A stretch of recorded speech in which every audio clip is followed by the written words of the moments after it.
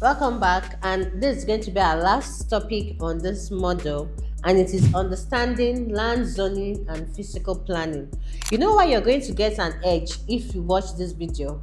It's because these are the things some planning. I'll just make a summary of what urban and regional planners do, of what surveyors they do, of what some architects also do, and you that might just be a realtor from another discipline will get to get this knowledge if you access this video. Now, what is land zoning and what is physical planning? Land zoning and physical planning, they are regulatory tools used by the government and government authorities to control how land is used and developed in an organized, safe and sustainable manner. Now, like I said in the other video, land is all held in trust by the government for the people. That's why after every 99 years, you have to go and renew your land. If not, government can take it. And if they need that land for any purposes, you will not get compensation for it. Now, I digress. Now, what is land zoning?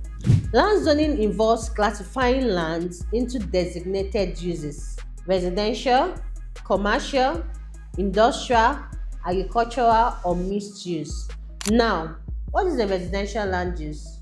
The house where you are staying right now, where you are living with your family, where you have neighbor in the other compound, is called a residential land use. These are land uses for residential living.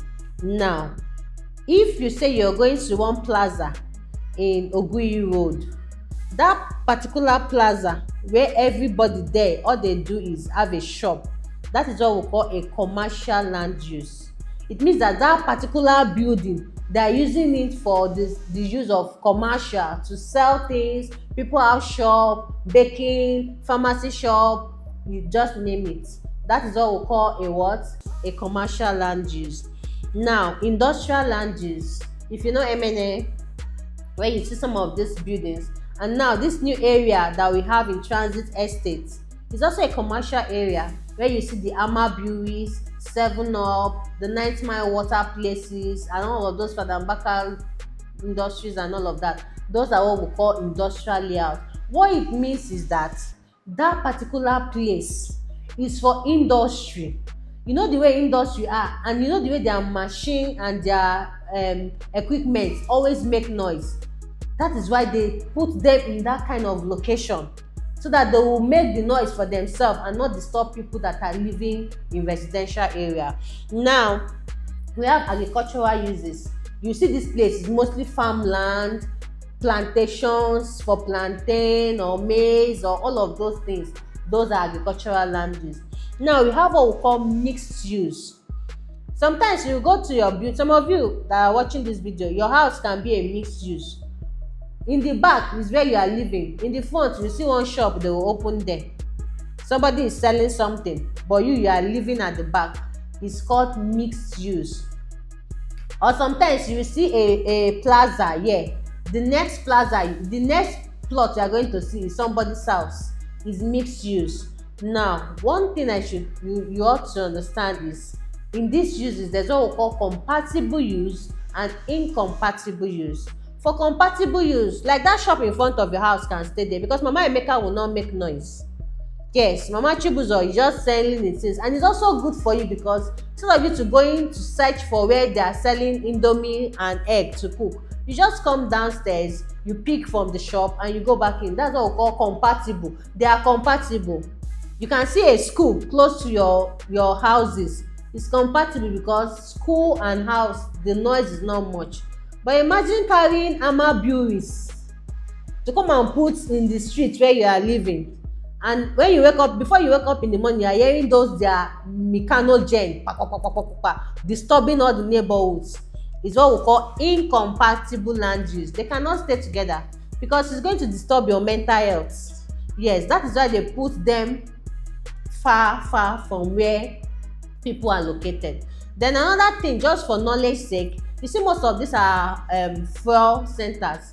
Sometimes actually fuel stations are not supposed to be closely directed to lands where people to buildings where people stay, because of the issue of fire and all of these things when hazards can happen. But then, People just do it and the government overlooks some of these things, and that's just a topic for another day. Now let's go to physical planning. Physical planning refers to the strategic process of designing and managing the physical development of land. Now, you as a client, why do you need this? You need this because when you get a plot for your client, it is your duty to advise them on how to go about their land, because you can secure a land for your client, and if you don advise that client on what and what to do, if you build that house and e goes against standard, government will break it down. I hope you've heard what they call demolition. Government will demolish that land, and imagine when the client start thinking of government demolishing that house, he also think about you because you are the one that sold that land to him, so you are also part of the blame. So for you to avoid some of these things, talk to your clients about when after buying. People stop at when they sell to the clients, they relax and they leave that client. No, good realtors, and when I mean good realtors with integrity, they don't just stop at when they sell land to their clients. You go ahead, tell the client, sir, this is the standard in Enugu. When you buy land, observe setback. Some people don't know there's what they call setback. 3 meters at the left, 3 meters at the right. Now what this means is that you're going to observe 3 meters on either side of your building. Now why is this necessary? Your example, remember your plot is not in isolation. You have other neighbors and other plots by your side. And in the case of an emergency or an hazard, say fire for example, before the fire gets to your own building, it will have to cross that 3 meters, which is the reason why most of these regulations are put in place. Another thing is drainage system.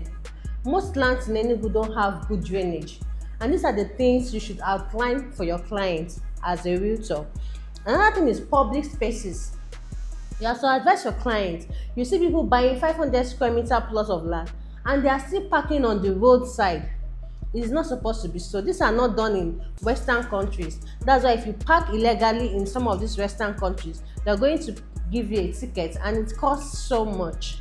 Now, another thing again is safety and accessibility.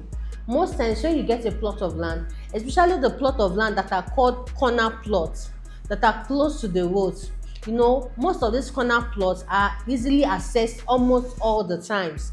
Now what this means is that your client must ensure that he or she follows the regulation for these things, so that their plot of land will not be confiscated, will not be demolished, and the use of buying that plot of land from you will not be a waste. Lastly, what I'm going to say under physical planning is physical planning people think is mostly important for the developer, but no, it's also important for the landowner, because non-compliance, like I said, can result in either them breaking your fence, demolishing your building, or total demolition of all the structures. So always build according to standard, always build according to regulation, always build for sustainable development. Now, in physical planning, lastly, I'm going to talk about roads. Now, these roads now, when you are getting a plot of land for your client, when you explain these roads to them, they will definitely know you know what you are doing. You will know the highway express, like the Enugu Port Harcourt Expressway, Enugu Nsukka Expressway. Those are major express. Now there's what we call the arterial roads. These are the roads that connect, like this Oguyi Road, this Transekulu roads. These are arterial roads. They connect you to the main express. Now we also have the collector road. These are street roads. There's street roads in your street, like from this street now to the other street there is a road, they call them collector road. Now we also have what they call the local roads and the distributor road. The distributor road is mostly in estates. All these estates that are set apart in a particular location, the roads within that place, they call them distributor road. Now inside this place you can see what they call a cul-de-sac. Some estate does not have streets. Once they enter that estate, it has an ending point. That's what they call cul-de-sac. These are minor things you should take note of, and I guarantee you this will make you sell plots of lands. Thank you for being in this class. See you. Bye.